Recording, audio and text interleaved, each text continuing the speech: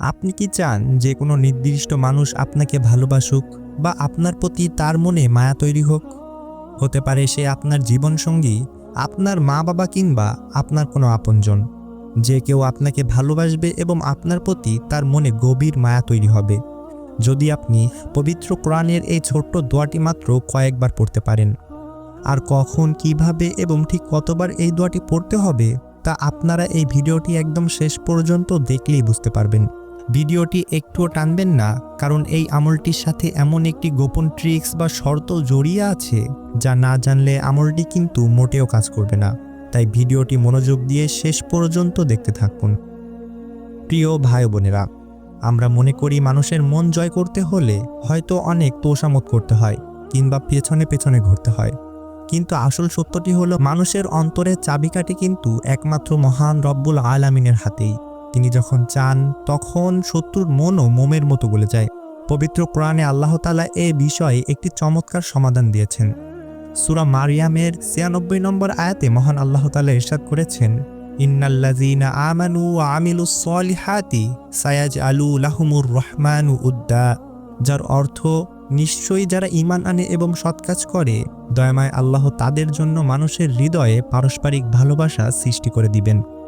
অর্থাৎ আপনি যখন আল্লাহ তাআলার হুকুম মেনে চলবেন এবং এই বিশেষ আমলটি করবেন, তখন স্বয়ং আল্লাহ তাআলা মানুষের মনে আপনার প্রতি ভালোবাসা ঢেলে দিবেন। সহিহ বুখারীর হাদিসেও এসেছে, আল্লাহ যখন কোনো বান্দাকে ভালোবাসেন তখন ফেরেশতাদের মাধ্যমে দুনিয়ার সমস্ত মানুষের মনে তার প্রতি ভালোবাসা সৃষ্টি করে দেন। এবার চলুন জানি সবচেয়ে গুরুত্বপূর্ণ অংশ, কখন এবং কতবার এই দোয়াটি পড়বেন। আপনি যে কোনো ওয়াক্তের ফরজ নামাজের পর জায়নামাজে বসে এই আমলটি করতে পারেন, তবে সবচেয়ে উত্তম হলো এশার নামাজের পর। প্রথমে ওযু অবস্থায় দুরুদে ইব্রাহিম অন্তত ৩ বার পাঠ করে নেবেন। এরপর পূর্ণ একাগ্রতার সাথে সূরা মারিয়ামের এই আয়াতটি ঠিক ৪১ বার পাঠ করবেন। পাঠ করার সময় মনে মনে ওই নির্দিষ্ট ব্যক্তির কথা কল্পনা করবেন যার মনে আপনি হালাল উপায়ে মহাব্বত বা মায়া সৃষ্টি করতে চান। পড়া শেষ হলে আবারও ৩ বার দুরূদ শরীফ পড়ে আল্লাহর কাছে অত্যন্ত বিনয়ের সাথে হাত তুলে দোয়া করবেন এবং সেই মানুষটির নাম নিয়ে আল্লাহর কাছে সাহায্য চাইবেন। ভিডিওর শুরুতে আমি আপনাদের বলেছিলাম একটি বিশেষ শর্ত বা গোপন ট্রিক্সের কথা।